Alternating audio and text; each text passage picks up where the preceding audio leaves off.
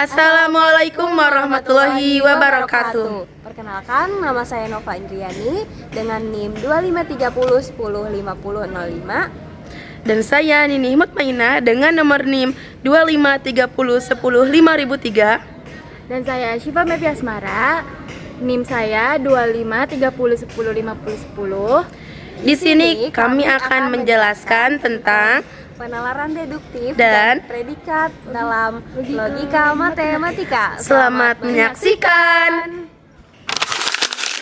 Perlu kita tahu apa itu yang dimaksud dengan penalaran deduktif. Penalaran deduktif adalah proses logis di mana kesimpulan ditarik dari satu atau lebih premis umum. Jika premisnya benar, kesimpulan yang ditarik secara deduktif juga pasti benar. Contoh penalaran deduktif. Jika suatu bilangan genap, maka bilangan itu habis apabila dibagi 2. 8 adalah bilangan genap. Jadi, penalaran deduktifnya adalah kesimpulan dari 8 habis apabila dibagi 2. Contoh kedua, semua siswa yang tidak membayar SPP tidak boleh ikut ujian. Budi tidak membayar SPP, jadi kesimpulannya Budi tidak boleh ikut ujian. Dalam menentukan kesimpulan, terdapat beberapa aturan yang disebut dengan aturan inferensi. Jenis-jenis aturan inferensi semuanya ada 9. Nah, tanda ini tuh yang disebutnya itu kesimpulan.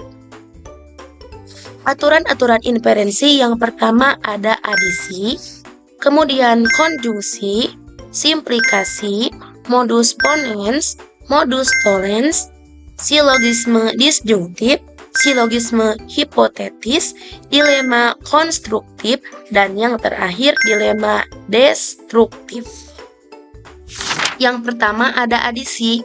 Adisi merupakan aturan inferensi yang menyatakan bahwa jika sebuah pernyataan P benar, maka kita dapat menambahkan pernyataan lain dengan Q dengan menggunakan kata atau. Dengan demikian, terbentuk kalimat baru seperti P dengan disimbolkan P yang juga bernilai benar meskipun kebenaran dari Q tidak diketahui. Contohnya, jika hari ini Senin, maka kita bisa membuat pernyataan baru. Hari ini Senin atau saya akan ke pasar.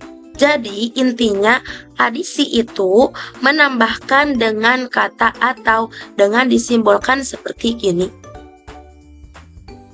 Kemudian ada yang dinamakan konjungsi.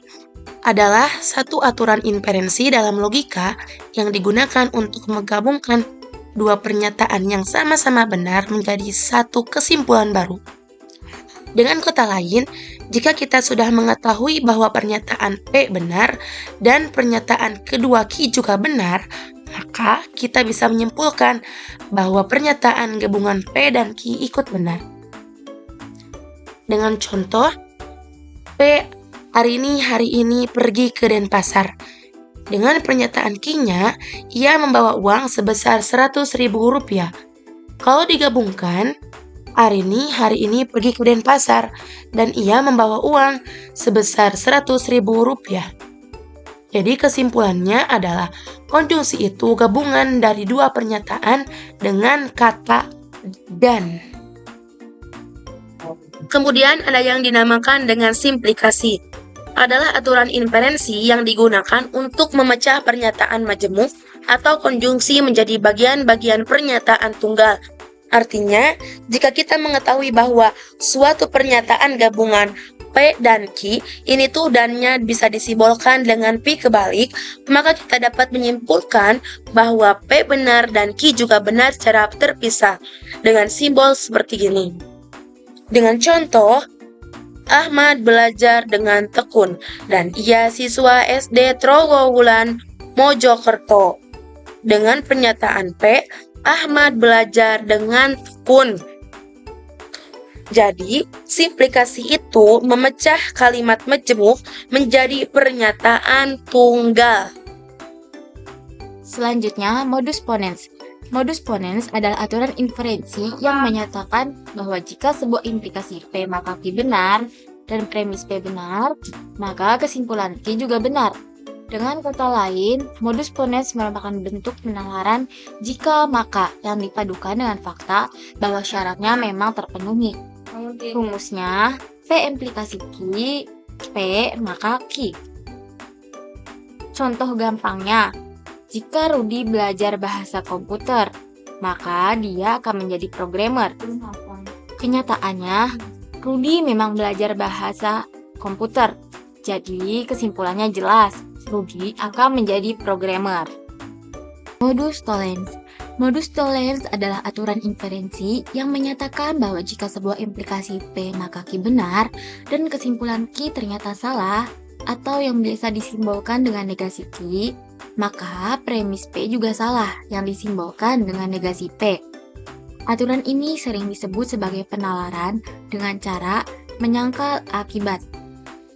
Aturan ini kebalikan arah, kita mulai dari pernyataan jika P maka Q tetapi ternyata Q tidak terjadi. Maka kita bisa simpulkan P juga tidak terjadi. Rumusnya, P implikasi Q, tidak Q maka tidak P. Contohnya, jika lampu menyala, maka ada aliran listrik. Sekarang ternyata tidak ada aliran listrik. Berarti bisa dipastikan lampu tidak menyala. Jadi ini negasi ya teman-teman. Selanjutnya di sini ada silogisme disjungtif. Silogisme disjungtif adalah aturan inferensi yang menggunakan pernyataan berbentuk atau. Aturan ini menyatakan bahwa jika kita memiliki pernyataan P atau Q dan kita tahu salah satu bagiannya salah, negasi P atau negasi Q-nya, maka bagian yang lain sudah pasti benar. Disjungtif ini artinya pakai kata atau. Jadi, kalau kita punya pernyataan P atau Q, lalu kita tahu P itu salah, otomatis Q sudah pasti benar.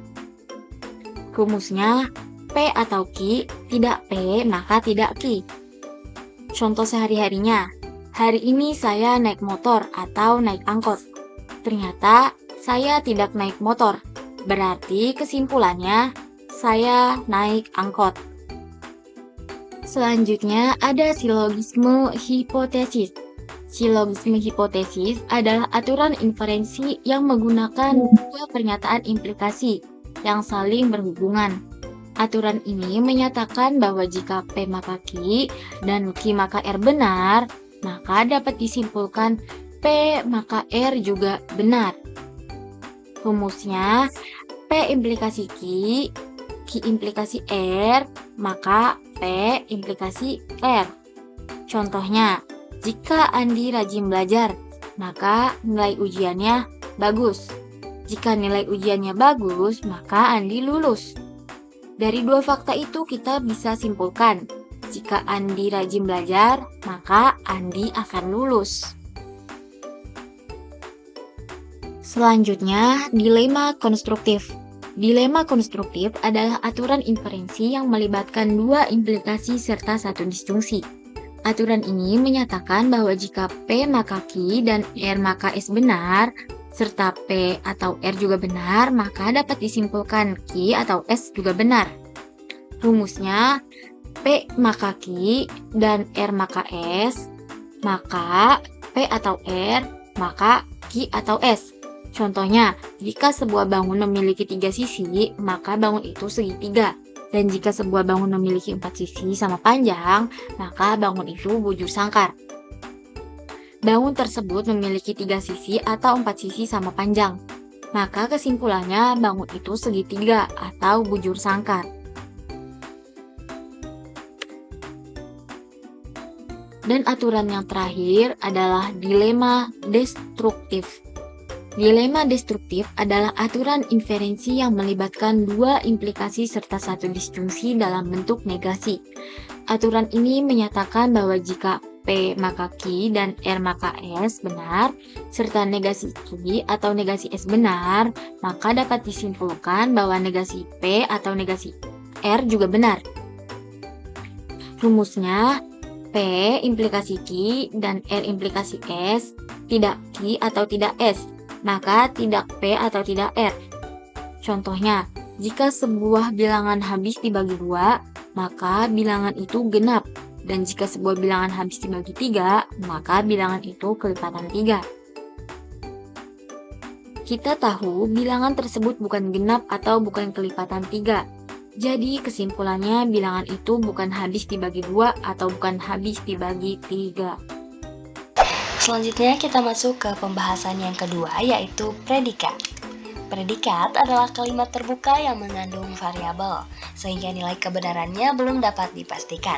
Nilai benar atau salah baru diketahui setelah variabel diberi nilai dari himpunan semesta.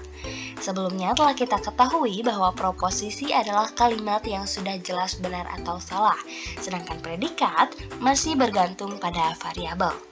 Notasi predikat umumnya ditulis sebagai PX untuk X memenuhi sifat P atau QXY. Berikut ini adalah contoh predikat. Yang pertama yaitu X plus Y lebih dari 7 dengan X anggota bilangan bulat. Jika X-nya sama dengan 5, maka 5 tambah 3 lebih dari 7 itu benar, karena 5 tambah 3 hasilnya adalah 8. Tetapi jika X yang sama dengan 2, maka 2 ditambah 3 lebih dari 7 itu salah, karena 2 ditambah 3 hasilnya adalah 5. Contoh yang kedua, jika Y kuadrat bilangan genap dengan Y anggota bilangan asli, dan jika Y-nya sama dengan 4, maka 4 kuadrat adalah 16, dan 16 ini merupakan bilangan genap, maka hasilnya adalah benar. Yang kedua, jika Y sama dengan 3, maka 3 kuadrat adalah 9. Nah, 9 ini bukan bilangan genap, melainkan bilangan ganjil, maka nilai kebenarannya adalah salah. Selanjutnya ada predikat multivariabel. Predikat multivariabel ini adalah predikat yang memiliki 2 variabel atau lebih. Contohnya, di sini ada variabel X dan Y. Dengan X lebih besar dari Y.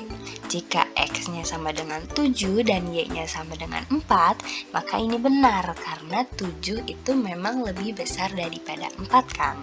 Tapi jika X-nya sama dengan 2 dan Y-nya sama dengan 5, maka ini salah, karena 2 lebih kecil daripada 5. Nah, tadi kan sudah dibahas bahwa predikat adalah kalimat terbuka, yaitu pernyataan yang masih mengandung variabel sehingga belum bisa ditentukan benar atau salahnya. Agar pernyataan seperti ini bisa dinilai benar atau salah tanpa harus menyebut nilai satu persatu, maka dibuatlah kuantor. Kuantor ini berfungsi mengikat variabel sehingga predikat berubah menjadi kalimat tertutup. Kuantor ini menunjukkan jumlah atau ruang lingkup variabel dalam predikat.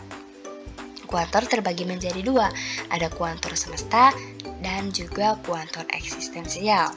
Yang pertama ada kuantor semesta yang biasanya dilambangkan dengan huruf A terbalik. Huruf A ini dibaca untuk setiap, untuk seluruhnya, atau untuk semuanya, yang menyatakan bahwa pernyataan berlaku untuk semua elemen himpunan. Contohnya, X itu selalu minum air setiap hari dengan X anggota himpunan manusia. Nah, manusia ini kan pasti semuanya minum air setiap hari kan? Maka pernyataan ini termasuk ke dalam kuantor semesta, dan benar memang manusia itu kan selalu minum air setiap hari. Contoh kedua, X plus 1 lebih dari X dengan X anggota bilangan real. Semua bilangan real, jika ditambahkan dengan angka 1, hasilnya itu pasti akan lebih besar dari bilangan itu sendiri.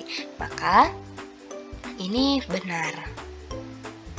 Nah, contoh yang ketiga, X kuadrat lebih dari atau sama dengan 0, dengan X anggota bilangan real.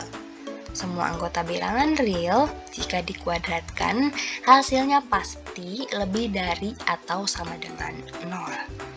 maka ini benar. Dan ketiga, contoh tersebut ini termasuk contoh kuantor semesta.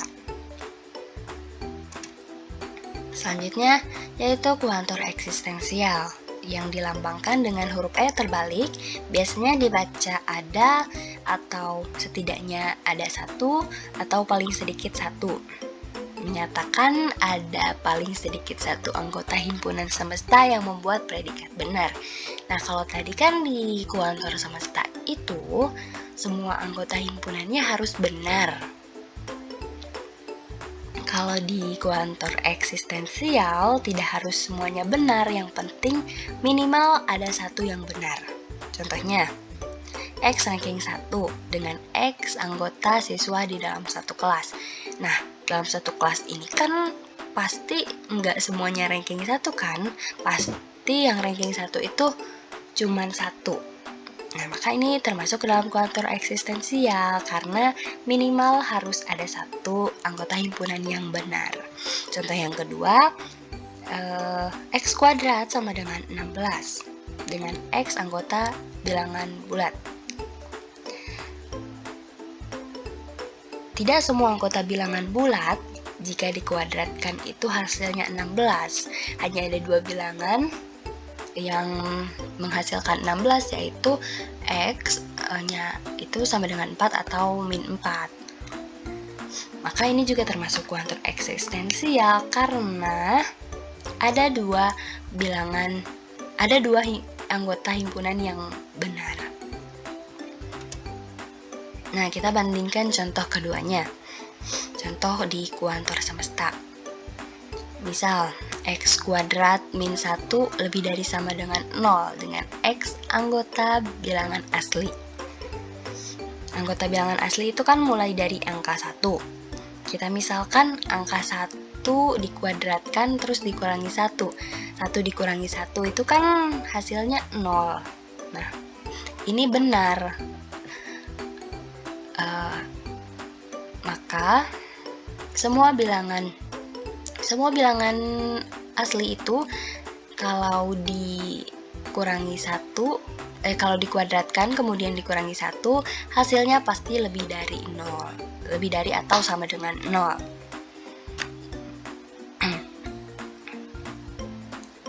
Tapi informasinya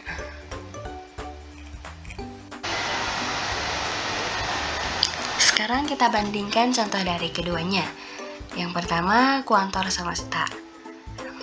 X kuadrat min 1. Sekarang kita bandingkan contoh dari keduanya. Contoh yang pertama, contoh dari kuantor semesta. X kuadrat min 1 lebih dari sama dengan 0 dengan X anggota bilangan asli. Anggota bilangan asli itu kan mulai dari angka 1, 2, 3, 4, 5, dan seterusnya.